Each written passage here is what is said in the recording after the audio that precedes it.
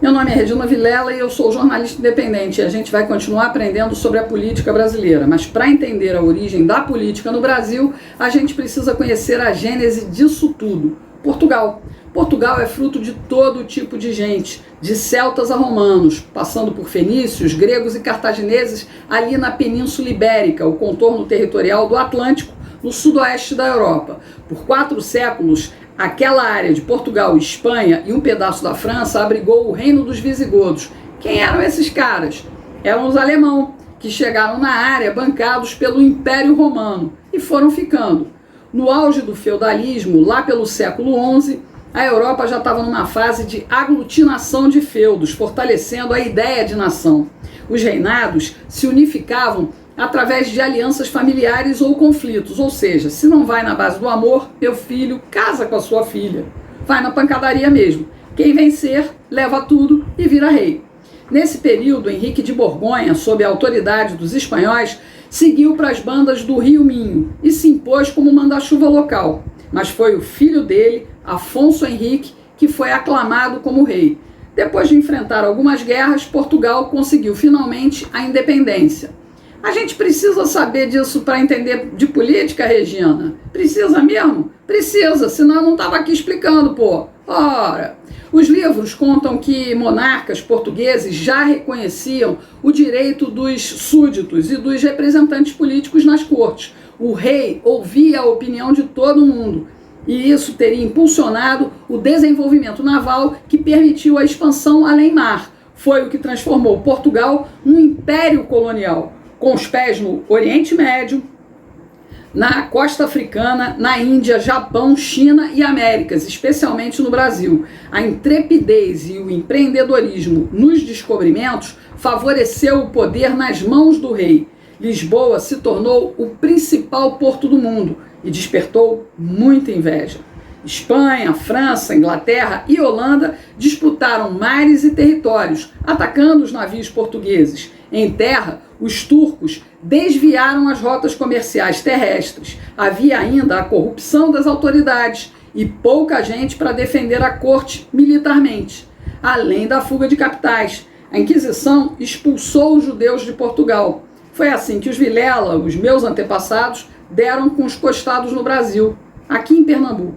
Bom, no final do século XVI, o rei Dom Sebastião morreu e não tinha filhos, mas tinha parentesco com Felipe II, rei de Espanha. As duas coroas, ficaram juntas, só que Portugal era desprezado na corte espanhola. Depois de 60 anos, os portugueses se armaram e expulsaram os espanhóis, restaurando a independência plena em 1640. Povo armado jamais será escravizado. Nesse período, o comércio marítimo de especiarias, pedras preciosas, sedas e porcelanas do Oriente e de escravos, ouro e marfim da África não era mais o mesmo, mas os cofres portugueses ganharam fôlego com a descoberta de ouro e a produção de açúcar no Brasil. Só que a corte do rei José I gastava como se não houvesse amanhã. Quem bancava? As colônias, claro. A economia portuguesa estava vivendo apenas da produção de vinhos e economicamente nas mãos da Inglaterra, que já ia na frente com a Revolução Industrial. Então, em 1755, um big terremoto devastou Lisboa. Para reconstruir a capital, o Marquês de Pombal determinou um aumento de impostos sobre o ouro produzido em Minas Gerais. Isso gerou uma baita revolta entre os colonos brasileiros. Esse sentimento já não era novidade. Os primeiros sinais apareceram em 1720, com a revolta de Vila Rica, sempre por conta do excessivo aumento de impostos. A coroa portuguesa não queria nem saber, mão de ferro sobre a colônia e mais impostos sobre a extração de ouro e diamantes em Minas Gerais. Isso sem falar na ladroagem dos representantes da coroa portuguesa, os assessores do tal Marquês de Pombal. Nossa, e me dá arrepio isso, cara. Olha que o PT nem existia nessa época. Bom, a partir daí, ideias de rompimento com a corte fervilhavam na cabeça dos colonos, movimentos de insurreição sob a influência específica da Guerra da Independência dos Estados Unidos em 1776. A conspiração mais explosiva mesmo foi a Inconfidência Mineira, que reuniu fazendeiros, comerciantes, intelectuais, padres e militares e terminou com o Tiradentes na forca, coitado. Todo mundo capou o gato, só o alferes pagou o pato. Isso foi em 1792, pouco depois da Revolução Francesa. Já contei esse fato no primeiro episódio da série Big Bang do Universo Político Moderno. Quem ainda não viu, vai lá e assiste. Continuando. As mudanças políticas na França, depois da queda da Bastilha, deram destaque a um baixinho cheio de marra. Não era o Romário. Era Napoleão Bonaparte, militar que, depois da Revolução, liderou várias guerras internas contra-revolucionárias. As vitórias deram a ele patente de general aos 24 anos. Os caras iam para o embate, se forjavam no sangue derramado no front. Aqui no Brasil, para virar general, você só precisa estudar a vida inteira. Bom, Napoleão era megalomaníaco e saiu guerreando pela Europa. Derrotou austríacos e italianos, depois partiu para o Egito. O cara tinha fome de poder. Quando voltou para a França, virou imperador por votação popular, 99% nas urnas. Será que as urnas eram iguais às do Barroso?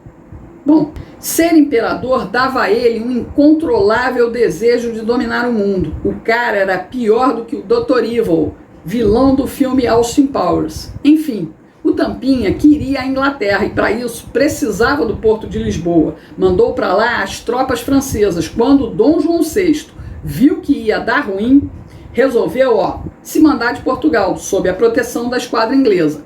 Pegou os panos de... Enfim, as naus portuguesas podem ter transportado até aqui mais de 15 mil pessoas. Imagina, 54 dias no mar, com racionamento de água e comida, sem a menor condição de higiene. Tanto que foram vítimas de piolhos. Pena que a dona Pfizer ainda não existia naquela época, né? Pois é, a corte portuguesa trouxe o velho mundo para o novo. Os problemas políticos vieram junto.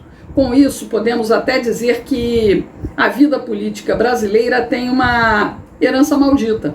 A gente fala sobre ela no próximo vídeo, mas antes de me despedir, quero te lembrar que essas informações fariam parte de um curso, mas eu prefiro compartilhar direto aqui para todo mundo. Por isso eu peço que você me ajude a manter o meu trabalho, através de um Pix ou depósito na conta bancária, do jeito que você quiser ou puder. Os dados estão aí na descrição do vídeo. Eu te agradeço de coração. Até a próxima.